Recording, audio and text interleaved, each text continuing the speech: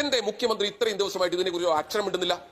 ഒരു പത്രസമ്മേളനം നടത്തി ഇന്ന കാര്യങ്ങളാണ് സംഭവിച്ചിട്ടുള്ളത്, അന്വേഷിച്ചുകൊണ്ടിരിക്കാന്ന് പറയാനുള്ള ആർജവം മറുപടി പറയണ്ടേ? ഈ പദാസെ മറുപടി പറയണ്ടേ? നമ്മുടെ മുഖ്യമന്ത്രി ഇക്കാര്യത്തിൽ ഒന്നും പ്രതികരിച്ച് കണ്ടിട്ടില്ല. അപ്പൊ അങ്ങ് നിശ്ചയമായിട്ട് പറയും മുഖ്യമന്ത്രിക്ക് അറിയാം എപ്പോഴാണ് പ്രതികരിക്കേണ്ടത്, അങ്ങ് പറയുന്നുള്ള മറുപടി എനിക്കറിയാം. പക്ഷേ അപ്പൊ ആ മുഖ്യമന്ത്രി എന്തുകൊണ്ടായിരിക്കും ഇതിലൊരു വാക്ക് പറയാത്തത്?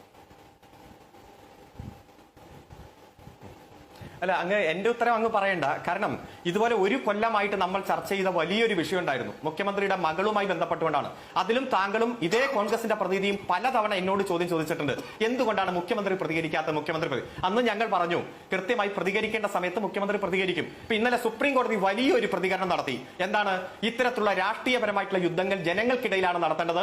ഇനി ഒരു വാക്ക് പറഞ്ഞാൽ 10 ലക്ഷം രൂപ നിങ്ങൾക്ക് കോസ്റ്റ് അടിക്കുമെന്ന് കേരളത്തിൽ ഒരു MLA പറഞ്ഞ് ഫയലും മേടിച്ച് ഓടി രക്ഷപ്പെടേണ്ടി വരുന്ന ഒരു സാഹചര്യം. ഇനി ഒറ്റ മാർഗം, ഇനി നെതർലൻഡിലുള്ള ഹേഗിലുള്ള ഇന്റർനാഷണൽ കോടതി പോയി ഒരു പരീക്ഷണം നടത്താനാണ്. ഇന്ത്യയിലെ എല്ലാ കോടതിയിലും അദ്ദേഹം തോറ്റു. അതുകൊണ്ട് ഈ വിഷയം, ഏത് വിഷയം വന്നാലും മുഖ്യമന്ത്രിക്ക് അറിയാലോ, മുഖ്യമന്ത്രിയുടെ സമയത്ത് പ്രതികരിക്കും. ദേവസ്വം ബോർഡിന്റെ ചെയർമാൻ എല്ലാ ദിവസവും നിങ്ങളോട് പ്രതികരിച്ചിട്ടുണ്ട്, മന്ത്രി എല്ലാ ദിവസവും പ്രതികരിച്ചിട്ടുണ്ട്, കേരളത്തിന്റെ നിയമസഭയിൽ നിയമമന്ത്രി അടക്കം കൃത്യമായി ഈ വിഷയത്തിൽ പ്രതികരിച്ചിട്ടുണ്ട്, ധനകാര്യമന്ത്രി പ്രതികരിച്ചിട്ടുണ്ട്.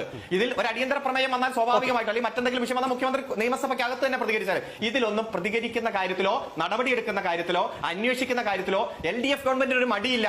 അത് ഏത് അന്വേഷണം വരെ ഞങ്ങൾ പോകും, ഒരു സംശയമില്ല. ഇപ്പൊ എന്തായാലും ഒരാഴ്ചയുടെ കാക്കു ഇതിന്റെ റിപ്പോർട്ട് വരട്ടെ. ഞാൻ മനസ്സിലാക്കുന്നു വെള്ളിയാഴ്ച തന്നെ ഇതുമായി ബന്ധപ്പെട്ടുകൊണ്ടുള്ള അന്വേഷണ റിപ്പോർട്ട് ഹൈക്കോടതിയുടെ പരിഗണനയ്ക്ക് വരും. മാത്യു കുഴൽനാടന്റെ കേസ് 1-ാം പേജിൽ നിന്ന് മനോരമയുടെ 12-ാം പേജിൽ 2 ഖണ്ഡികയായി 2 ചെറിയ പാരഗ്രാഫായി ആ വാർത്ത ചുരുങ്ങിയതുപോലെ ഇപ്പൊ 2-3 ദിവസമായി പോകുന്ന ഈ വലിയ വാർത്ത 12-ാം പേജിൽ കഴിഞ്ഞ് 14-ാം പേജിലേക്ക് ചുരുങ്ങി പോകുന്ന തരത്തിൽ ഈ കാണിക്കുന്ന നുണപ്രചരണങ്ങളെല്ലാം അവസാനിക്കും. മാതൃകാപരമായി ഇതിലെ പ്രതികളെ ശിക്ഷിക്കുക തന്നെ ചെയ്യും.